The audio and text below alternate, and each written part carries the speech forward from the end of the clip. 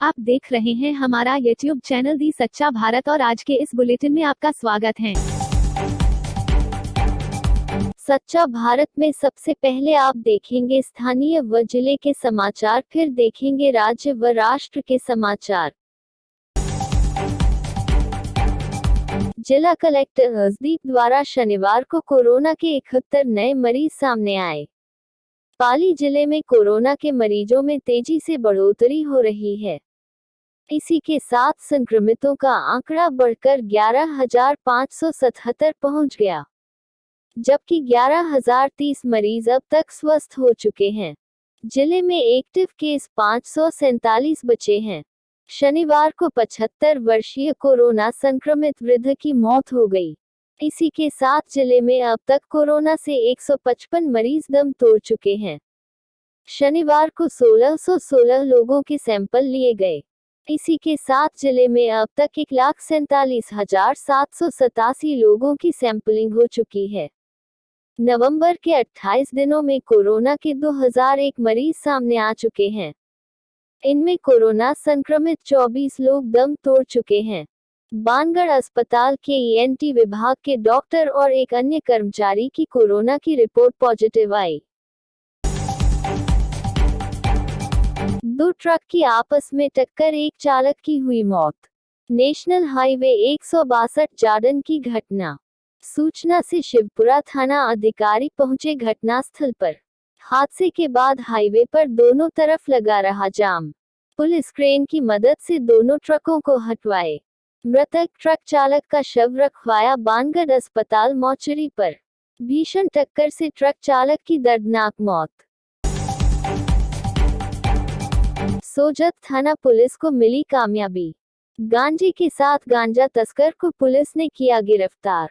अवैध मादक पदार्थों के विरुद्ध चलाए जा रहे अभियान के अंतर्गत सोजत पुलिस को एक बड़ी कामयाबी हाथ लगी। थानाधिकारी रामेश्वर लाल भाटी द्वारा एक युवक को 1 किलो 200 ग्राम अवैध गांजा के साथ गिरफ्तार किया गया। गौरतलब रहे कि चुनावों के मद्देनजर पुलिस द्वारा यह सघन अभियान चलाया जा रहा है। पुलिस ने आरोपी तस्कर कैलाश पुत्र खीवाराम माली निवासी सोजत को गिरफ्तार कर आज उसको कोर्ट में पेश किया जाएगा।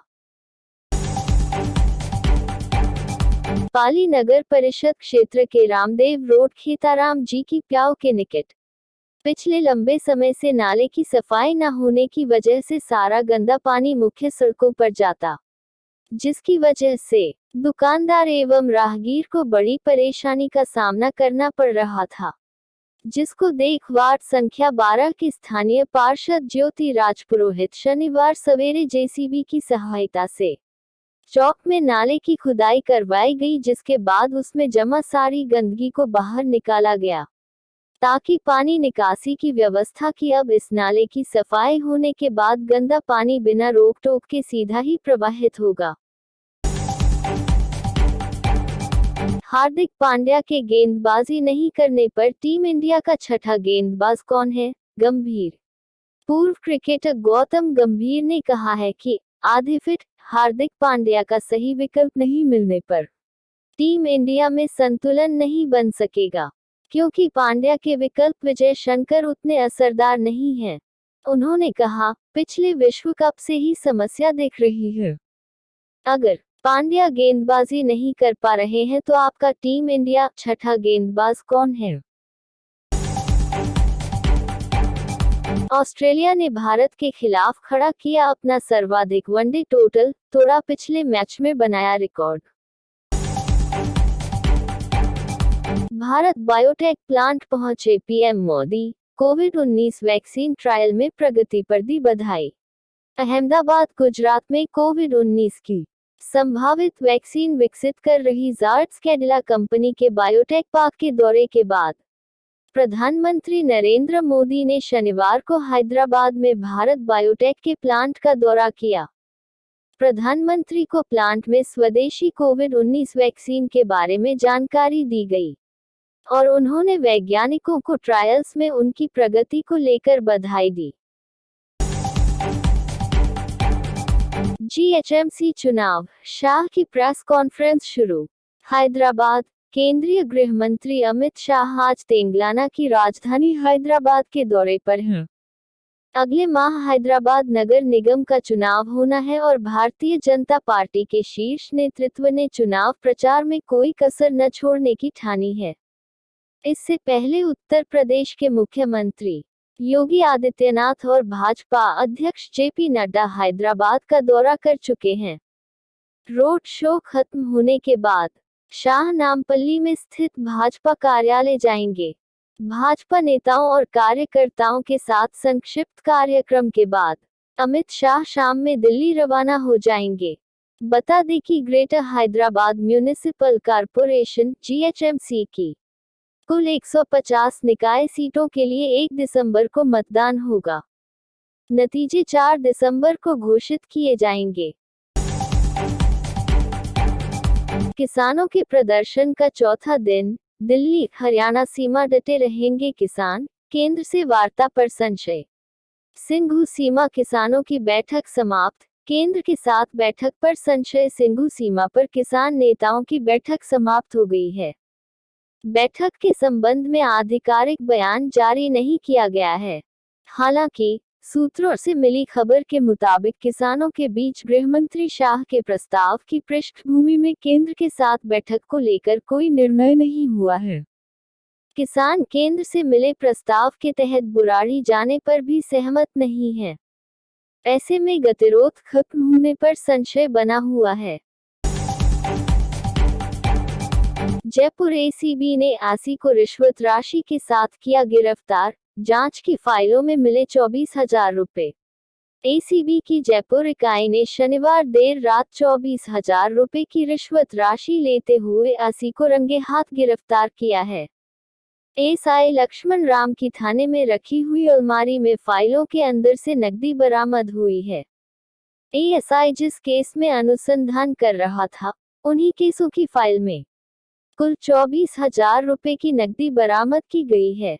रिश्वतखोर एएसआई लक्ष्मण राम द्वारा जिन प्रकरणों में अनुसंधान किया जा रहा है, उन प्रकरणों से संबंधित फाइल थाने में अलमारी के अंदर रखी हुई एसीबी टीम ने बरामद की। जब 4 फाइलों को एसीबी टीम द्वारा खोलकर देखा गया तो एक फाइल में 10,000, दूसरी फाइल में 5,000, तीसरी फाइल में 4,000 और चौथी फाइल में 5,000 नकदी बरामद की गई है। सच्चा भारत में नियमित देखिए मध्याह्न में लंच ब्रेक न्यूज एवं रात्रि में डिनर ब्रेक न्यूज। शादी की खुशियों के बीच मातम, ट्रक और पिकअप की भिड़ंत में 4 लोगों की दर्दनाक मौत, केबिन में फंसे रह गए शव।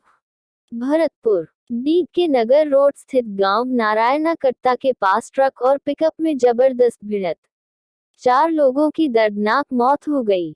7 लोग गंभीर रूप से घायल हुए हैं, जिनका उपचार जारी है। हादसा इतना भीषण था कि टक्कर के बाद पिकअप के आगे का हिस्सा चकनाचूर हो गया और मृतकों के शव केबिन में ही फंस रह गए।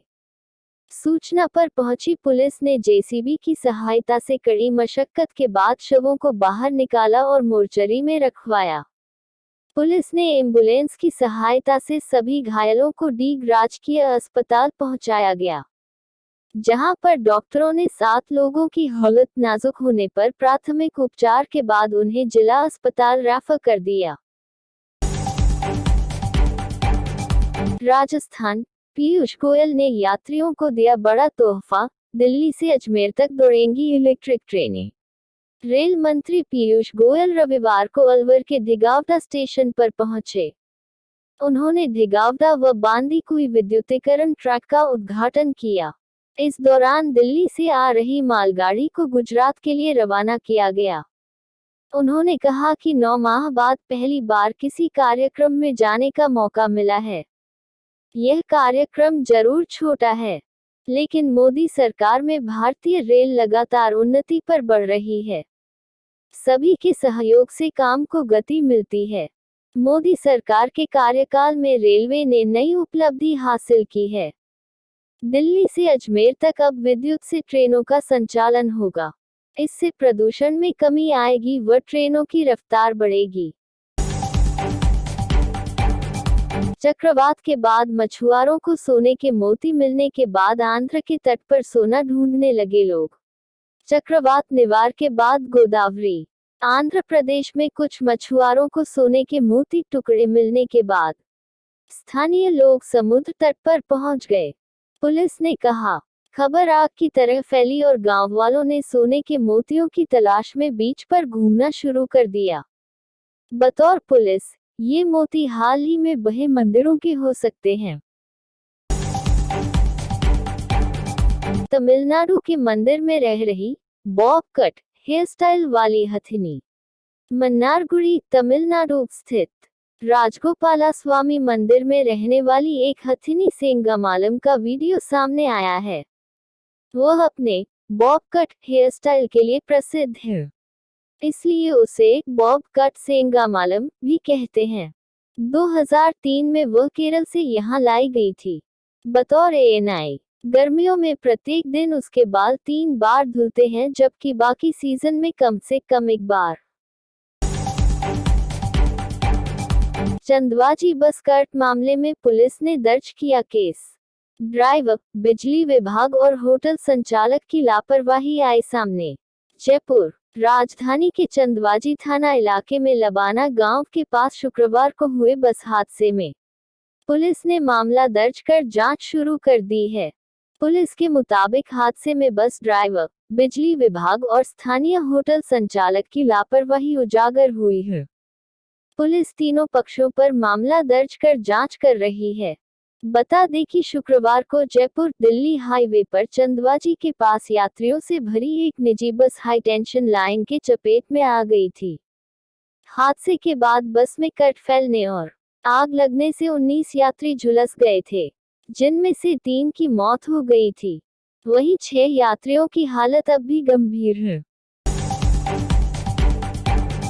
कोरोना मरीज की आपबीती, 15,000 की दवा 28,000 में खरीदने की मजबूरी, नहीं खरीद सकते तो मत लगवाओ।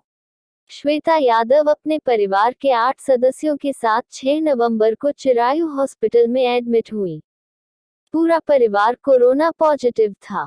2 दिन बाद परिवार के 2 सदस्यों श्वेता और उनके ससुर कमल वाजपेयी को रेमडेसिविर इंजेक्शन का डोज देने की एडवाइस डॉक्टर्स ने दी। उन्हें कहा गया कि आपका इन्फेक्शन बढ़ सकता है, इसलिए रेमडेसिविर दे रहे हैं ताकि बीमारी लंग्स तक न आए। श्वेता का पूरा परिवार मप्र सरकार की स्कीम के तहत हॉस्पिटल में एडमिट हुआ था, यानी इलाज का पूरा खर्चा सरकार उठा रही थी, लेकिन रेमडेसिविर इंजेक्शन का खर्चा मरीज को खुद ही उठाना था। मप्र में सरकार रेमडेसिविर इंजेक्शन का खर्चा नहीं उठा रही। और ऐसे ही नए अपडेट पाने के लिए द सच्चा भारत चैनल को सब्सक्राइब कीजिए। धन्यवाद।